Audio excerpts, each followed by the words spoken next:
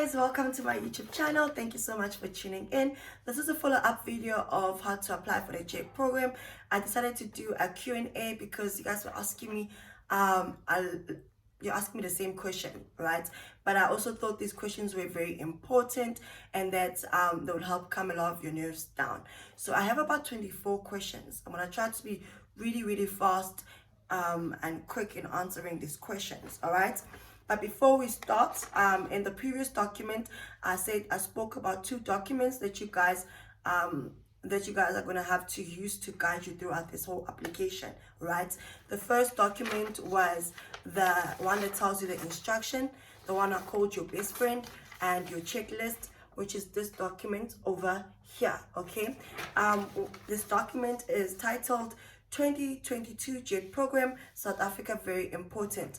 This is a document that has every document that you need to submit from 1 to 9, all right? Every document that needs to be in that envelope that you're dropping off at the Japanese embassy, your best friend, okay? The other document is called the 2022 Japan Exchange and Teaching Program Application Guidelines.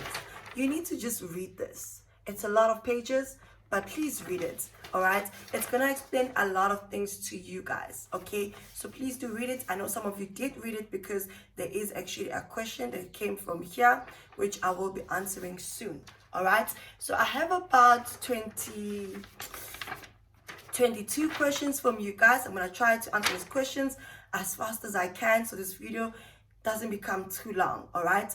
And before I start, I also want to say that going forward, if you guys ask me any new questions, I'm gonna copy that question and I'm gonna go to this video's description. I'm gonna paste that question there and then I will answer on the video description, all right? So this means before you ask me a question, please check the video description and see if your question hasn't already been asked yet, okay? Please guys, just avoid me answering the same questions over and over. Plus, you should be checking the description of the video because I'm gonna have a lot of links that are gonna help you guys out, okay? So question number 1, is there a qualification requirement? Yes, okay, basic requirement is a degree, a strong interest in Japan, and you need to, what's the other one they said? They said, yeah, you need to be a citizen of the country you're applying in. So basically, if you are in South Africa and you're applying at the Japanese embassy in South Africa, you need to be a citizen in South Africa. Same thing if you're in Jamaica, same thing if you, wherever you are, you need to be a citizen, all right? But obviously, if you so happen to be in another country, let's say like South Korea, and you're South African and you'd really love to apply for the JET program, you can. It's just that when you're actually posting your documents to the Japanese embassy, it's gonna cost you a little bit more money, but you can. And one thing that you also need to know is the fact that if you do get in the program, you're gonna have to come home first. They won't fly you from wherever you are. You're gonna have to come back to your home country and they'll fly you from your home country to Japan. If the pandemic is over, you're gonna have to also be here for the physical interview. But thank God for the pandemic. I mean, yeah, this is awkward. We don't thank God for the pandemic, but in this case, if you're not in your home country, then at least you can have the interview online, all right? Sorry about that. So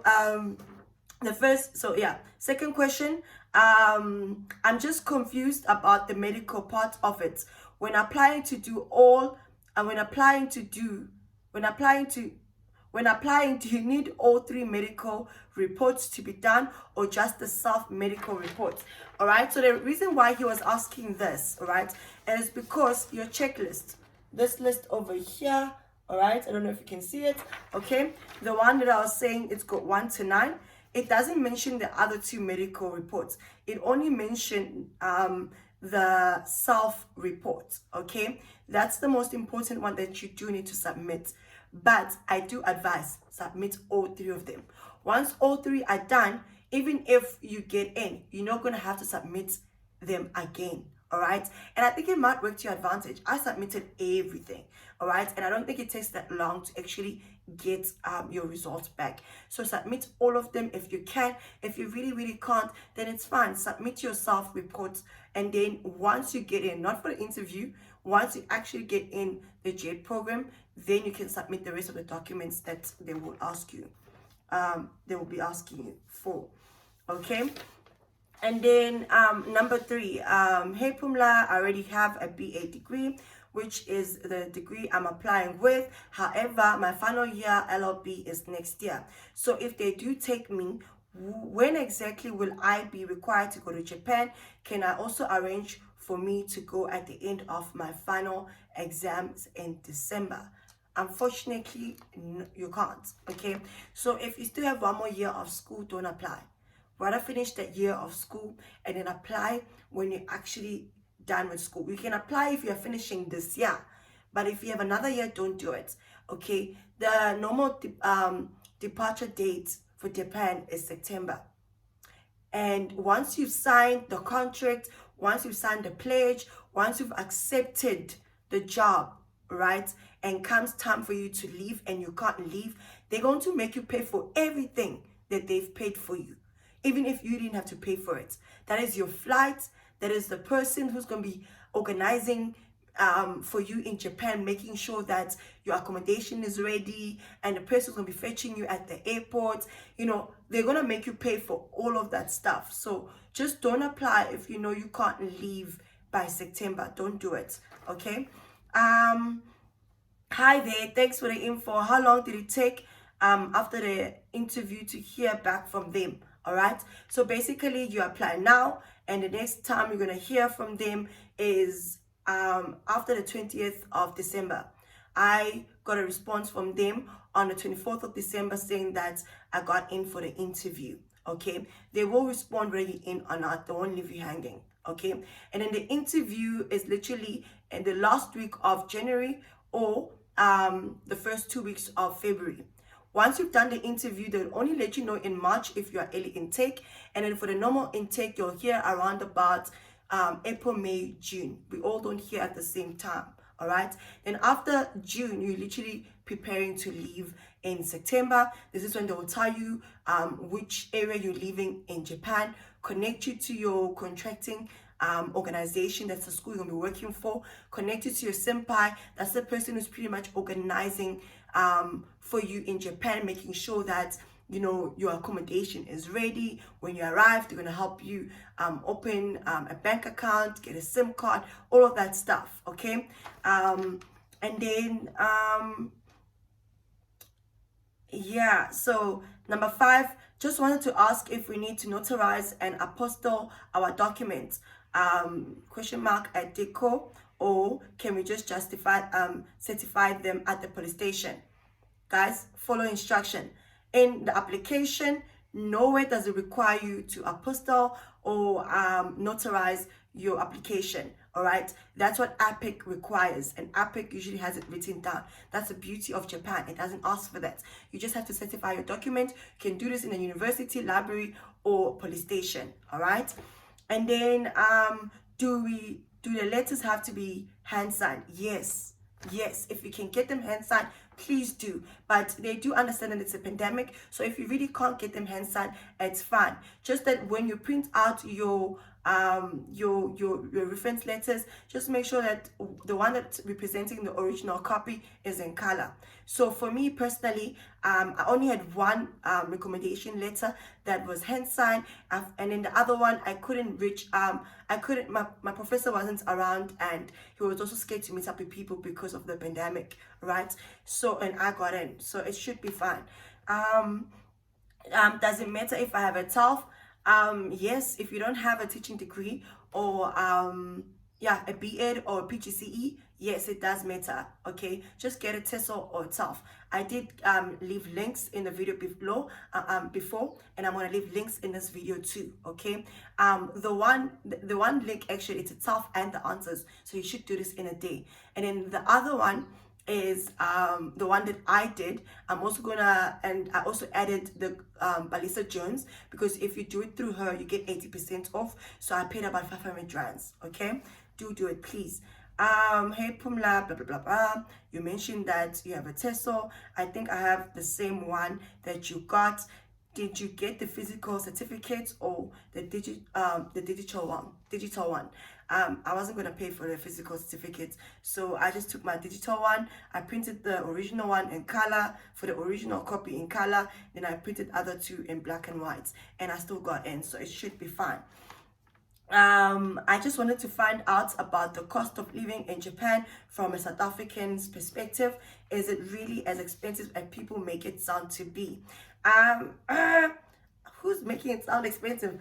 Well, with the friends that I have currently in Japan, because I'm not there yet. We're supposed to leave at the 8th of September, but because of the pandemic, we're leaving in October. But my friends that are actually there, they say that it depends where you are.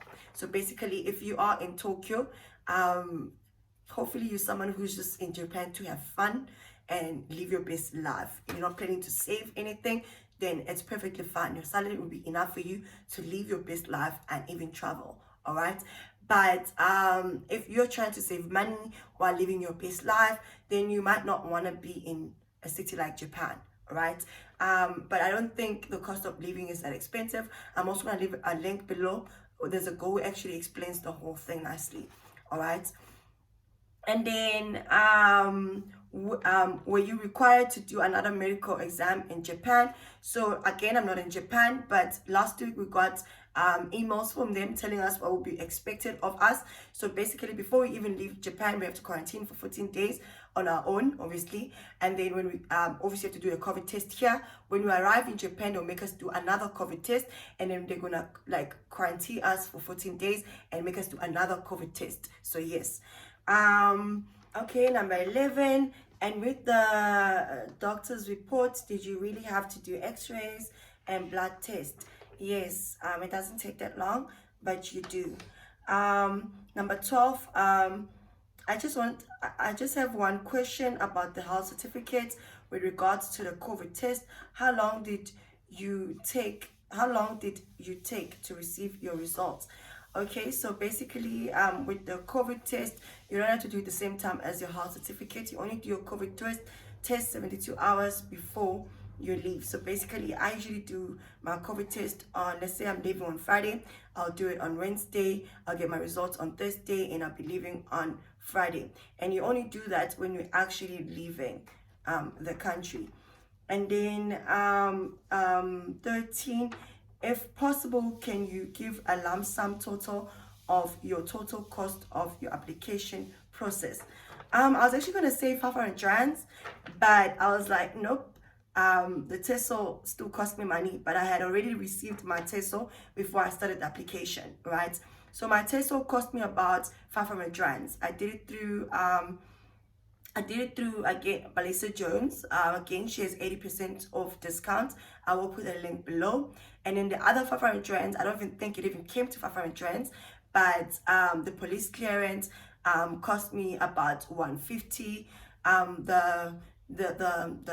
The printing and making copies, you know, I don't even think that was like over 100 rands. And then the rest of the stuff, like literally, they're all free. Like, you know, it's the application form, certified record or transcript, essay, you know, all the other documents are pretty much free, unless like if you have to pay a cab going to certify your documents, then, you know, depending on how far you are, you know, but I don't think it'll be that expensive either. And the only reason mine even came up to 500 rands is because I was in Grahamstown and the police station during the pandemic wasn't taking our fingerprints. So we actually also had to post our fingerprints ourselves using Postnet. So I paid more than 150, right? But you're not gonna spend over 1,000 rands. I didn't spend over 1,000 rands anyway. Did you deliver the application by Postnet? Yes, I did, but Postnet did not deliver my application for me at the embassy. They're aware of this application, like I said, so they'll charge you about 500 rands. I was not about to pay 500 rands. I had a friend of mine I trusted in my life in Joburg who was going to go to Pretoria that week. So what I did was, because I was in Eastern Cape, I literally just posted my applications for 140 to another postnet in Johannesburg. She fetched it for me and I just contributed to petrol. So yeah. But obviously it is risky. Like, you must really trust someone with your life. You rather just pay the 500 rands than cry later. All right. 15, do I need to have enough money for 3 months rent upfront? No. No, I know it's mentioned in the application guideline, but not really. Before you even leave South Africa, they're going to connect you to your contracting organization, aka school, and basically you can make arrangements with them. All right, so we do pay for our own accommodation. The difference is some schools pay half of your rent and some don't, but you're not going to pay that much if they don't anyway. I mean, you'll be paying between maybe 4k 5k. It's really not that much if we're getting 32k a month, right? But you're going to make an arrangement with your school. If where you're staying requires you to pay 6 months, then they will pay for you 6 months and they'll take that out of your salary. So don't stress yourself about that. What you need to stress about is getting in. The only thing when it comes to you having money that the organization or the JET program emphasizes on is money for food, right? Because you're only going to get paid at the end of the month. So you need money for the food for the first month in Japan. All right. 16, and on the original documents, right? Do I have to submit my original degree certificate? No, guys. So many people actually ask me this question. No, you never submit your original degree certificate ever. Don't do it. All right, it's the only one you have. All right, just print out for the original part, print it out in color, but have all your documents certified. All right, do that. I didn't have to submit it because I was actually finishing my last year at Rhodes University. So I submitted a letter of completion. That's what I submitted, right? 17, and how long are the holidays that one can actually come back home in SA? Everyone gets 21 days. So it's just the normal holiday, paid leave holiday. It's 21 days. And then my lecturer and supervisor wrote recommendation letters, but they are electronic copies. Do you know if I'm allowed to send print out of electronic copies? Really try to get the origin if you can, but if you can't, it's okay. I know I got one recommendation letter physically and it was hand signed, but unfortunately the other one I couldn't because it is the pandemic and people are scared, and I'm sure the Japan embassy understands that. All right, so if you really can't get your recommendation physically, then it's okay. Just make sure that you print out for the original copy in color. That's what I did anyway. 19, okay, I'll do this one last. 20, are they options in terms of how long you choose to stay? The contract is a year, but you can renew your contract, right?